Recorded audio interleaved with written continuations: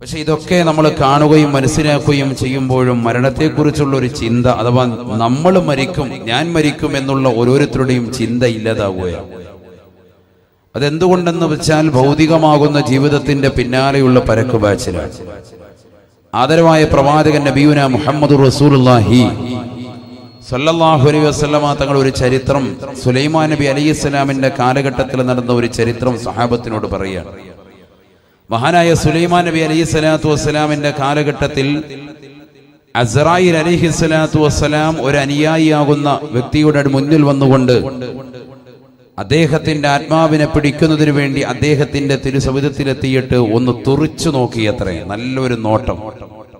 ഈ നോട്ടം കണ്ടപാടെ ആ മനുഷ്യൻ വല്ലാതെ പേടിച്ചിട്ട് ബഹുമാനപ്പെട്ട സുലൈമാൻ നബി അലൈഹി സ്വലാമിന്റെ അടുക്കൽ ഓടി വന്നുകൊണ്ട് പറഞ്ഞു, അല്ലയോ നബിയെ, എന്നെ പിടിക്കാൻ അസ്റായിൽ വരുന്നുണ്ട്, അതുകൊണ്ട് എന്റെ ആത്മാവിനെ ഊരപ്പെടാനാണെന്ന് തോന്നുന്നു, മനസ്സിലാകുന്നു, അതുകൊണ്ട് ഈ നാട്ടിൽ നിന്ന് എന്നെ എവിടേക്കെങ്കിലും ഒന്ന് മാറ്റണം. സുലൈമാൻ നബി അലൈഹി സ്വലാം പുഞ്ചിരിച്ചുകൊണ്ട് പറഞ്ഞു, എടാ, എവിടേക്ക് മാറ്റിയാലും അസ്റായിൽ അലൈഹി സ്വലാം വരും, തീർച്ചയാണ്. മരണം പുൽകുക തന്നെ ചെയ്യും.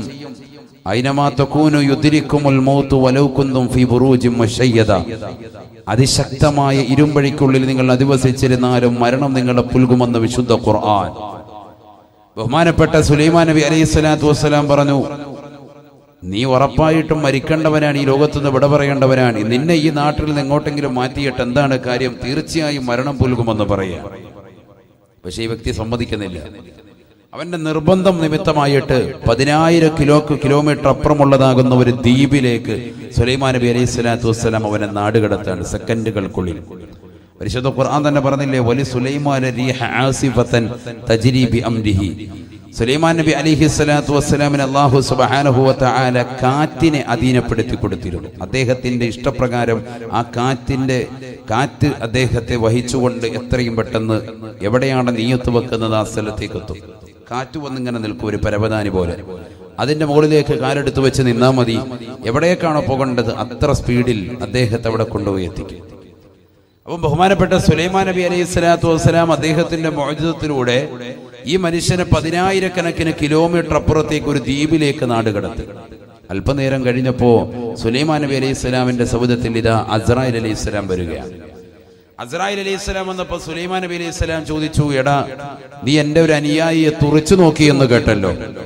അവനെ പേടിപ്പിച്ചു, അവന്റെ ആത്മാവിനെ വെറുപെടുത്താൻ വേണ്ടി അവനെ പേടിപ്പിച്ചു എന്ന് പറഞ്ഞു. എന്താണ് അങ്ങനെ ചെയ്തത്? അപ്പോൾ അസ്റായിൽ അലൈഹിസ്സലാം പറഞ്ഞു അത്രേ, അവന്റെ ആത്മാവിനെ പിടിച്ചുകൊണ്ടാണ് ഞാൻ ഇപ്പോൾ വരുന്നത്. സയ്യിദുന അസ്റായിൽ അലൈഹിസ്സലാം, അവന്റെ ആത്മാവിനെ പിടിക്കാൻ വേണ്ടി അള്ളാഹു എന്നോട് കൽപ്പിച്ചത് ഇന്നാലിന്ന ദ്വീപിൽ വെച്ച് പിടിക്കാനാണ്. ഇവിടെ നിന്ന് 10,000 കിലോമീറ്റർ ദൂരെയുള്ളതാകുന്ന ഒരു ദ്വീപാണ് ആ ദ്വീപ്. ആ ദ്വീപിൽ വെച്ചിട്ടാണ് അവന്റെ ആത്മാവിനെ പിടിക്കേണ്ടത്. ആ ആത്മാവിനെ അവിടെ വെച്ചാണ് പിടിക്കാൻ അള്ളാഹു എന്നോട് കൽപ്പിച്ചത്. പക്ഷേ ഇവനിതാ ഈ നാട്ടിൽ നിൽക്കുന്നത് കണ്ടപ്പോൾ ഞാൻ അവനൊന്ന് തുറച്ചു നോക്കിയതാണ്. പിന്നെന്താ സംഭവിച്ചതെന്നറിയില്ല. സെക്കൻഡുകൾക്കുള്ളിൽ ഞാൻ നോക്കുമ്പോൾ അവൻ ആ ദ്വീപിലുണ്ട്. ഞാൻ അവന്റെ ആത്മാവിനെ പിടിച്ചുകൊണ്ടാണ് വരുന്നത് എന്ന് അസ്റായിൽ അലൈഹിസ്സലാം. ഇതൊരു ചരിത്രമാണ്. ഇത് നമുക്കൊരു പാഠമാണ്.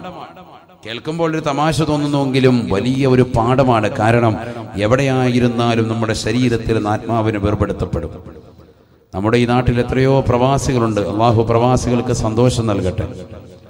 എത്രയോ പാവപ്പെട്ട സഹോദരിമാരുടെ ഭർത്താക്കന്മാർ പ്രവാസ ജീവിതം നയിക്കാൻ അള്ളാഹു ആഫിയത്തുള്ള ദീർഘായുസ്സ് നസീബാക്കട്ടെ. അവിടെ എല്ലാവരുടെയും നിയ്യത്ത് അള്ളാഹു കബൂലാക്കുമാറാവട്ടെ. എല്ലാ വിഷമങ്ങളും പ്രയാസങ്ങളും അള്ളാഹു മാറ്റിക്കൊടുക്കുമാറാവട്ടെ.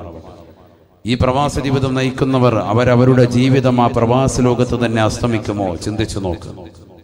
അതല്ല, നാട്ടിൽ വന്ന് ഈ പരിശുദ്ധമായ നാട്ടിൽ വന്ന് പവിത്രമായി മഹലിന്റെ ഖബർസ്ഥാനിൽ അന്ത്യവിശ്രമം ചെയ്യാൻ അവർക്ക് സൗഭാഗ്യം കിട്ടുമോ? ഇതാണ് നമ്മൾ ചിന്തിക്കേണ്ട പാഠം. എൻ്റെ മുന്നിലുള്ള സഹോദരിമാർ, ഭർത്താക്കന്മാർ, ഗൾഫിലുള്ളവർ, അവർ ഫോൺ വിളിക്കുമ്പോൾ അവരോട് എനിക്ക് അത് വേണം ഇത് വേണമെന്നൊക്കെ പറഞ്ഞ് നിർബന്ധം ചെലുത്തുമ്പോൾ നിന്റെ പ്രിയപ്പെട്ട ഭർത്താവ് പൊരുവയിലത്ത് മരുഭൂമിയിൽ കഷ്ടപ്പെട്ടുകൊണ്ട് യാതനകളും നൊമ്പരങ്ങളും സഹിച്ച് ചോര നീരാക്കിയിട്ടുണ്ടാക്കുന്ന പണം എങ്ങനെയാണെന്നുള്ളത് പെങ്ങളെ നീ ഒന്നറിയണം. അദ്ദേഹം ഒരു സെക്കൻഡിൽ ഒരു ഹാർട്ട് അറ്റാക്ക് വന്നുകൊണ്ടോ അല്ലെങ്കിൽ എന്തെങ്കിലും ഒരു അസുഖം മുഖേനയോ നാട്ടിലെത്തിയിട്ട് കിടപ്പിലായാൽ നിനക്ക് ഈ ചോദ്യങ്ങൾ ചോദിക്കാനും നിന്റെ മക്കൾക്ക് ഇത്തരത്തിൽ അടിച്ചു പൊളിക്കാനും ഇനി ഏതൊരു ഉപ്പയാണ് കിട്ടുക? വളരെ ചിന്തിക്കണം നമ്മൾ. മരണം തൊട്ടു മുന്നിലെത്തിയിരിക്കുകയാണ്. പ്രായാധിക്യം ചെന്ന് 60-70 വയസ്സാകുമ്പോഴാണ് എത്രയോ പാവപ്പെട്ട പ്രവാസികൾ നാട്ടിലേക്ക് തിരിച്ചു വരുന്നത്. ഒരു കുപ്പി നിറച്ച് കുറെ ഗുളികകളും പ്രായാധിക്യത്തിൻ്റെതാകുന്ന നരബാധിച്ചതാകുന്ന മുടിയും താടിയുമായിട്ട് പാവപ്പെട്ട പിതാവ് വന്ന് ചാരുകസേരയിൽ വന്ന് വീടിൻ്റെ കോലായ്മ കിടക്കുമ്പോൾ അദ്ദേഹത്തിൻ്റെ ആരോഗ്യത്തെപ്പറ്റി അപ്പോഴാണ് ഭാര്യമാർ, ഉമ്മമാര്, സഹോദരങ്ങൾ ചിന്തിക്കുന്നത്. അന്ന് അദ്ദേഹം ഒരു കറിവേപ്പിലയാണ്, ആർക്കും വേണ്ട. കാരണം പ്രവാസിയായിരുന്ന സമയത്ത് അദ്ദേഹം നാട്ടിലേക്ക് വരുമ്പോൾ അദ്ദേഹത്തോട് ചോദിച്ചിരുന്നവർ, സമ്പത്ത് ചോദിച്ചിരുന്ന മഹലിന്റെ അധികൃതർ, കമ്മിറ്റി പരിപാലകർ ആരും തന്നെ അദ്ദേഹത്തെ പിന്നീട് കണ്ടെന്ന് വരൂല. അദ്ദേഹത്തിന്റെ സമ്പത്ത് തീരുന്നതോടുകൂടി. ഇതാണ് ഈ ദുന്യാവ്, ഇതാണ് ഇതിന്റെ ബേസിക്. നമ്മുടെ വിഷയത്തിന്റെ ബേസിക് ഇതാണ്, അടിസ്ഥാനം.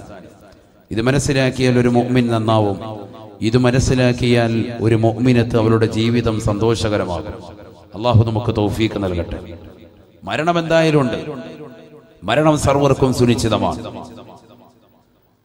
ഹബീബായ റസൂലുള്ളാഹി സ്വല്ലല്ലാഹു അലൈഹി വസല്ലമ തങ്ങൾ തന്റെ പ്രിയപ്പെട്ട അനുയായികളോട് ഓർമ്മപ്പെടുത്തുന്നു, ഈ ലോകത്ത് നിന്ന് വിട പറയുന്നതിന് മുമ്പ് അല്ലാഹു സുബ്ഹാനഹു വ തആല മരിക്കുന്നവന്റെ അടുക്കലേക്ക് അവന്റെ ആത്മാവ് തൊണ്ടക്കുഴിയിലെത്തി നിൽക്കുമ്പോൾ 5 മലക്കുകളെ പറഞ്ഞേക്കുമെന്ന് മുഹമ്മദ് റസൂലുള്ളാഹി.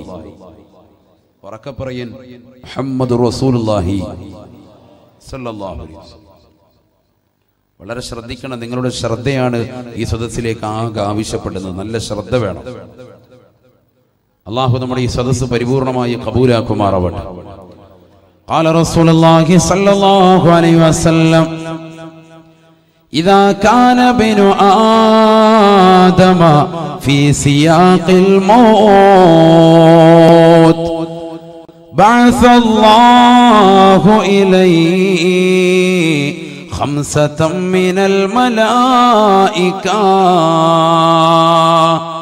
ഹബീബായ റസൂലുള്ളാഹി സ്വല്ലല്ലാഹു അലൈഹി വസല്ലമ തങ്ങൾ ഓർമ്മപ്പെടുത്തുകയാണ്, ഈ ദുനിയാവിൽ നിന്ന് വിട പറയുന്നതായ സഹോദരന്റെ അടുക്കലേക്ക്, ആദമ സന്തതികളുടെ അടുക്കലേക്ക് അല്ലാഹു സുബ്ഹാനഹു വ തആല 5 മലക്കുകളെ പറഞ്ഞേക്കുമത്രേ. ബഅസല്ലാഹു ഇലൈഹി ഖംസതൻ മിനൽ മലായിക. മരിക്കാൻ കിടക്കുന്നവന്റെ അടുക്കലേക്ക് അല്ലാഹു സുബ്ഹാനഹു വ തആല 5 മലക്കുകളെ പറഞ്ഞേക്കും. സയ്യിദുനാ റസൂലുള്ളാഹി സ്വല്ലല്ലാഹു അലൈഹി വസല്ലം, ഫയഅതീഹി മലകുൽ അവ്വൽ വറൂഹുഹു ഫിൽ ഹുൽഖൂം.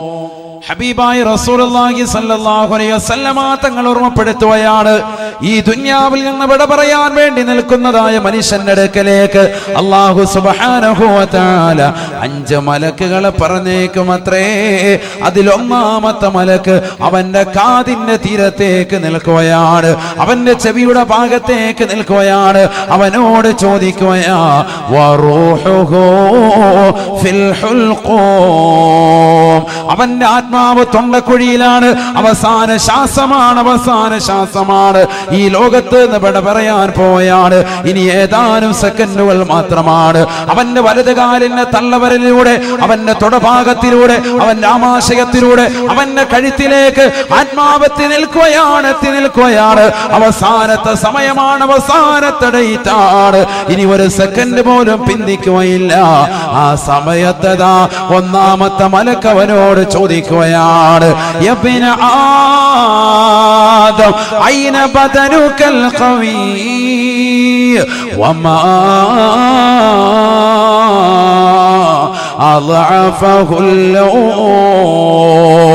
ആദമിന്റെ പൊന്നുമോനെ, പൊന്നുമോളെ, എന്ത് പറ്റിയടാ, എന്ത് പറ്റിയടാ, നിന്റെ ആരോഗ്യത്തിന് എന്ത് സംഭവിച്ചടാ, എന്ത് സംഭവിച്ചടാ.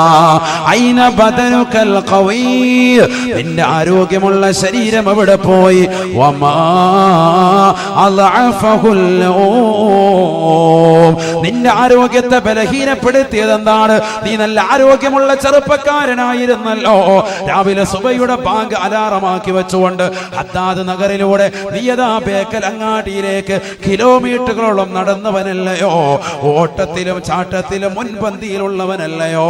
പ്രിയപ്പെട്ട പെങ്ങളെ, പെങ്ങളെ, പറയങ്ങാനത്തുള്ള പെങ്ങളെ, നിന്റെ ശരീരത്തിലേതാകുന്ന കൊളസ്ട്രോൾ കുറയ്ക്കാൻ വേണ്ടി കിലോമീറ്ററുകളോളം നീ മൗവലിലൂടെ നടന്നവളല്ലയോ? ഈ നാട്ടിലൂടെ നടന്ന് നീങ്ങിയവളല്ലയോ? വമാ അൽഅഫഹുല്ലോ, നിന്റെ ശരീരത്തെ ബലഹീനപ്പെടുത്തിയതെന്താ? നിന്റെ ശരീരത്തെ ഇന്ന് ആരോഗ്യത്തെ ശയിപ്പിച്ചതെന്താ?